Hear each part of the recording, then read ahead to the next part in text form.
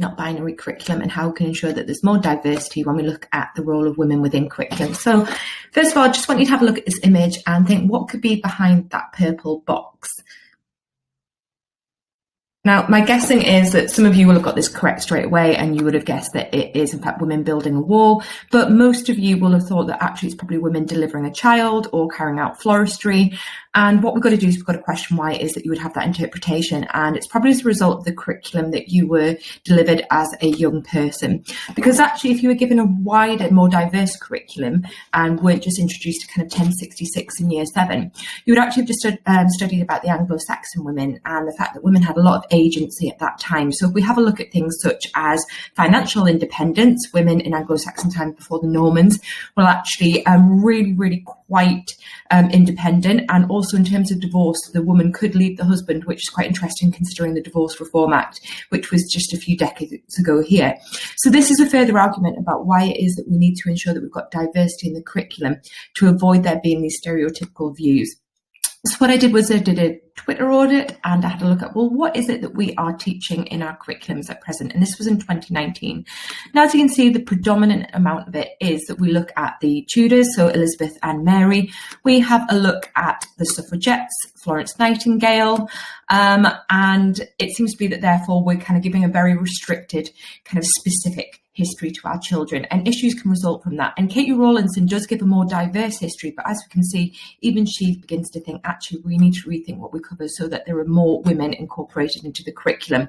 Women such as Ada Lovelace, that you can see just before, and also people like Rosalind Franklin, Dorothy Hodgkin, and Dr. James Barry, the bearded lad, so someone who was actually born as a female, but lived as a man in order to be able to be a surgeon, as women weren't able to do that at that time. So why is that an issue? Well, when we look at this, well, when the banknote issue came about and Carolina Criada Perez was involved in this kind of debate, it was that there was a lot of men that were selected for it. And the question arose as, well, why? Why is it that it seems to be these? And a lot of the arguments were, well, men have done more significant things. Well, actually, that's not true. And no one deliberately sought to exclude women from the banknote kind of debate, but it was just that the committee that was set up is highly male biased. So it was men. And so they looked at things through a male biased lens. And what we need to do is make sure that we've got greater diversity, not only in the committees that we have, but also that people have that wider spectrum and knowledge of our rich and diverse tapestry.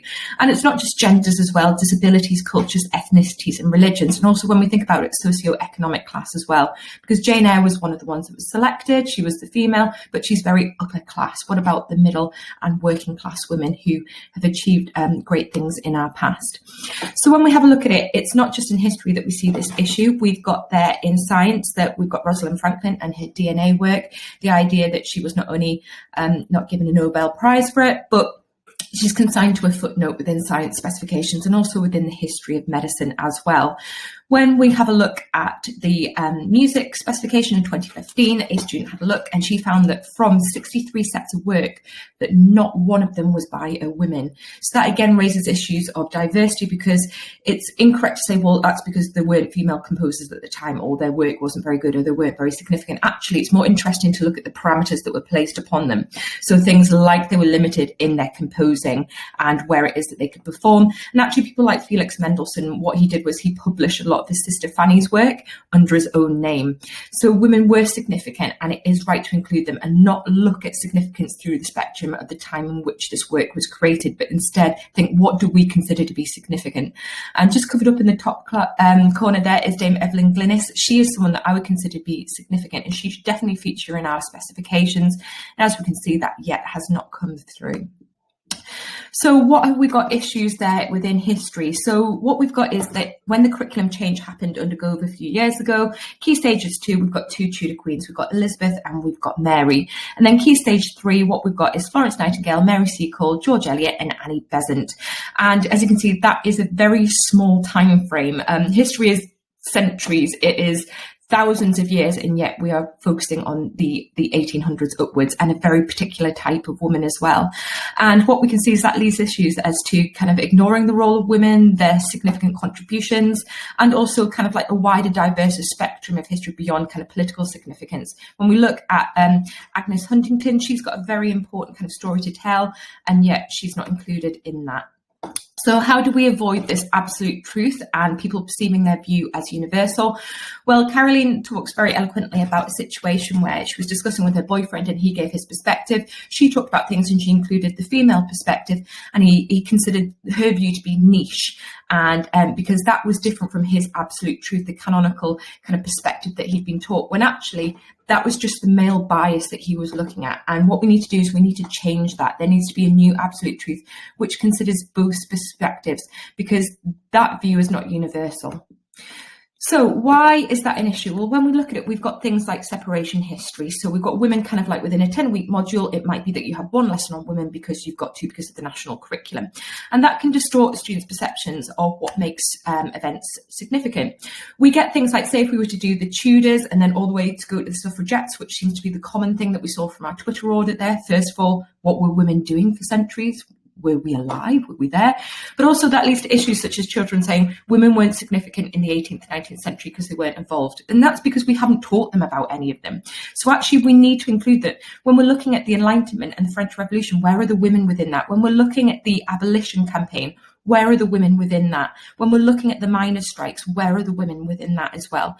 So we need to make sure that we don't have this suddenly women just pop up out of nowhere within history and exclude them for centuries. And we need to also make sure that we're diversifying and showing women's significance beyond just the political spectrum, but also economic and social. So people like Maud Pember Reeves, who we can credit with this, the creation of the early Start centres and being the basis of that. So we need to do that to make sure that there's not an unconscious bias. The idea that girls and boys will think that there's certain careers that they're pigeonholed into because that's what they've learned about people from in the past. We need to make sure that it's a tool of empowerment for girls, that they realise that there are other careers and areas within which they can rightly make strides, and also to help boys having stereotypes reinforced against themselves, but also against women there as well. So if we have a look again, if it is that you are constrained by the fact that you can't include a greater breadth of women, if you are confined to smaller topics, then think about how you can broaden those. So if we have a look at Elizabeth there, going beyond, was she, why didn't she get married, Virgin Queen and the Spanish Armada? Instead, why don't we have a look at, well, what about women running households during that time, tending to injuries and providing medicinal advice? Catherine Fenkel, who was a business owner. Added to that, if we think about a greater diversity, we've got Black Tudors by Miranda Kaufman. Where are they when we study Elizabeth? We've also got suffrage. How do we avoid that pop-up phenomenon effect? Medicine, how do we make sure that it's not just Nightingale and Seacole? And Germany, how do we move beyond the policies of the Nazis and actually have a look at the wider role within women? And please, please, please, can we diversify Mary? Bloody or not, and the fact that she was unpopular due to her husband is something that we need to kind of include a greater history about. So if we revisit that Bank of England campaign issue, you can see the reason why we need to is when they asked some children about it, they said, oh, Jane Austen, she wrote a book compared to these big scientists and stuff. I think it's hard because of women's role in history. I'm not saying it's right or anything. It's hard to find any women who are, I was going to say, important. Do you know what I mean? And that's because of the curriculum that we delivered to them. We've also got, I'm not saying Jane Austen isn't great, but like if you were to put a woman on who hasn't done something as much as men, I think it makes the situation worse. So these attempts at trying to include kind of diversity through the banknote, it's kind of, we need to go back to it can't be the cart before the horse. We've got to make sure that we're including a richer, diverse curriculum so that they understand, well, actually, we need to challenge that because we've studied about these women and they're not included in this debate. Where are they within this? So we can look at sources from women from the past, so we can use them as instruments there. So, for example, you could look at craft produced by them, newspapers, personal archives, cross-stitch.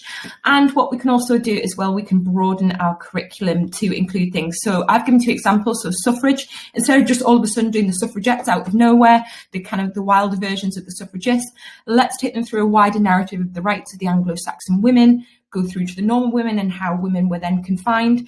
We then look at medieval women and significant ones within it.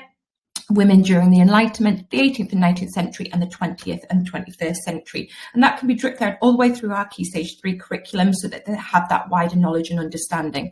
And the same with medicine, rather than it just being all of a sudden Mary Seacole and Florence Nightingale pop out of nowhere. Actually, let's go back into the medieval times. Let's look at the witch midwives. Let's have a look at Dame Trot and Trottola and find out more about these women so they don't just think all of a sudden women were involved in medicine in the 1800s onwards. We do know about them caring in the the home, but we need more diversity within that. So we need to make sure that it's blended, not binary. We need to include a range of women's curriculums. And if it is that you're concerned about your exam constraint, then just remember other relevant material must be included. If it is relevant and accurate to the question at hand, it's not wrong and you can include it. So if you're interested, please do get in contact. I'd love to continue the conversation more and enjoy the